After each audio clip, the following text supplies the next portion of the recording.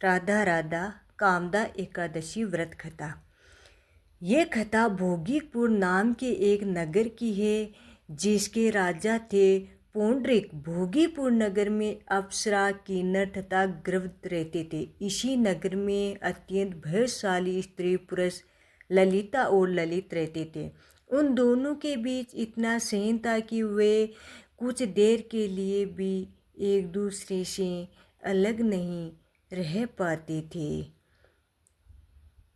ललित राजा के दरबार में एक दिन गधों के साथ गाना करने पहुंचा, लेकिन गाते गाते उसे ललिता की याद आ गई और उसका सुर बिगड़ गया।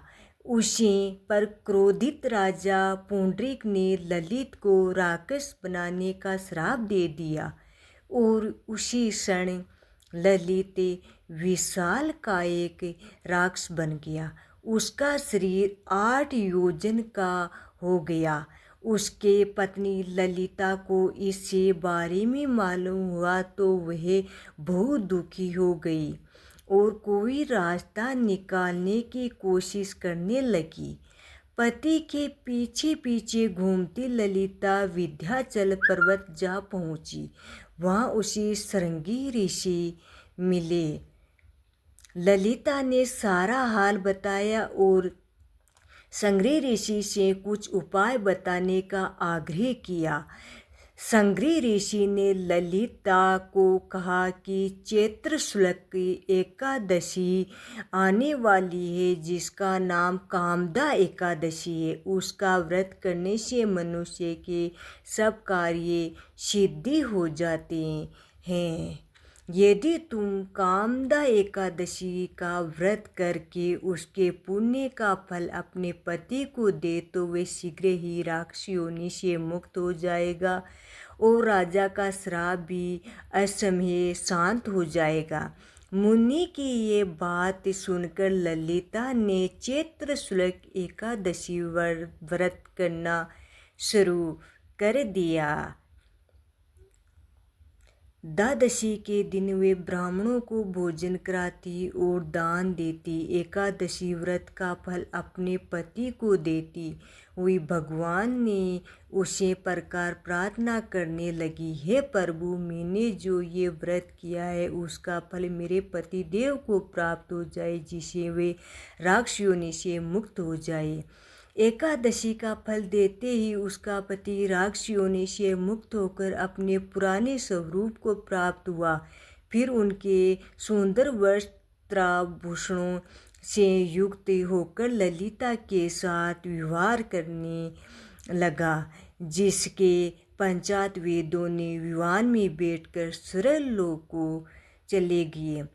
वशिष्ठ मुनि कहने लगे कि हे राजन, इस व्रत को विधिपूर्वक पूरा करने से समस्त पाप नाश हो जाते हैं और राक्षस आदि की योनि से भी छूट जाती है। संसार में उसके बराबर कोई और दूसरा व्रत नहीं है। इसकी कथा पढ़ने या सुनने से वैवाहिक यज्ञ का फल प्राप्त होता है। ओम नमो नारायण। श्रीमन नारायण नारायण हरि हरि। युधिष्ठिर कहने लगे कि हे भगवान, आपने हजारों यज्ञ और लाख गोदान को भी एकादशी व्रत के बराबर नहीं बताया, सो ये तिथि सब तिथियों से उत्तम कैसे हुई बताए। भगवान कहने लगे, हे युधिष्ठिर, सतयुग में मोर नाम का दैत्य उत्पन्न हुआ। वह बड़ा बलवान और भयानक था।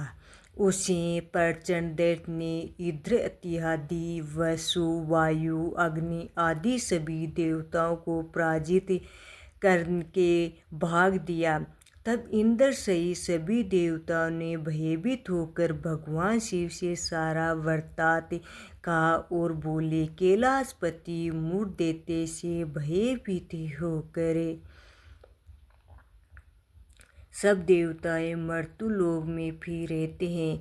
वे भगवान शिव ने कहा, हे देवताओं, तीनों लोगों के स्वामी, भक्तों के दुखों का नाश करने वाले भगवान विष्णु की शरण में जाओ, वे तुम्हारे दुखों को दूर कर सकते हैं। शिव जी ने ऐसे वचन सुनकर सभी देवताओं को वहाँ भगवान को शयन करते देख हाथ जोड़कर उसकी स्तुति करने लगे कि हे देवताओं द्वारा स्तुति करके योग्य प्रभु, आपको बारंबार नमस्कार है। देवताओं की रक्षा करने वाले मधुसूदन, आपको नमस्कार है। आप हमारी रक्षा करें। दैत्यों से भयभीत होकर आप इस संसार के कर्ता, माता पिता, उत्पत्ति और पालनकर्ता और संहार करने वाले हैं। सबको शांति प्रदान करने वाले हैं। आकाश में और पाताल भी आप ही है। सबके पिता में ब्रह्मा, सूर्य, चंद्र, अग्नि, सामग्री, होम, आयुधि, मंत्र, तंत्र, जप, यजमान, यज्ञ, क्रम, कर्ता, बोधों का भी आप ही है। आप सर्वव्यापक है। आपके सिवा तीनों लोक में चर तथा अचर कुछ भी नहीं है। हे भगवान, दैत्यों ने आपको जीत कर स्वर्ग से भ्रष्ट किया और हमें सब देवता इधर इधर भागे भागे फिर रहे हैं। आप उन देवताओं से आपकी रक्षा करें। हे ऐसा मानवीय दैत्य कौन है जिससे सब देवताओं को जीत लिया है? उसका नाम है, उसमें कितना बल है और किसके आश्रय में है तथा उसका स्थान कहाँ है, ये सब मुझसे कहो। भगवान को ऐसे वचन सुनकर इंद्र बोले, भगवान, प्राचीन समय में एक नाड़ी जंग नामक राक्षस था। उसके महाप्रक्रामी और लोभ्य तैमूर नाम का एक पुत्र हुआ। उसके चंद्रवता नाम की नगरी है।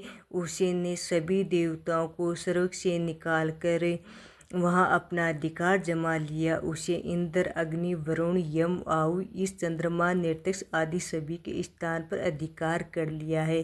राधे राधे।